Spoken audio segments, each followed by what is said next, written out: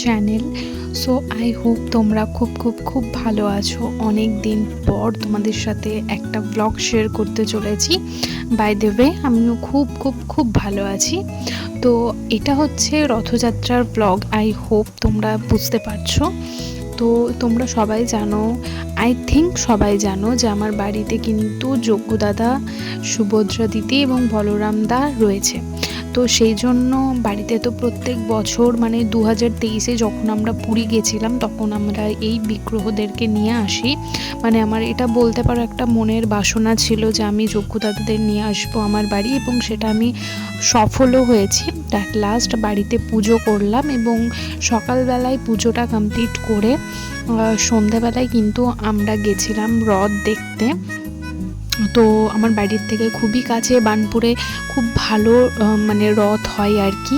তো সেখানে পৌঁছে গেছিলাম, আর এত ভিড়, কারণ রথটা মানে যেটা আর কি বড় রথ হয়, এই যেটা স্ক্রিনে দেখতে পাচ্ছ, এটা কিন্তু জাস্ট জগন্নাথ মন্দিরে প্রবেশ করেছিল, সেই কারণে কিন্তু এতটা ভিড় ছিল।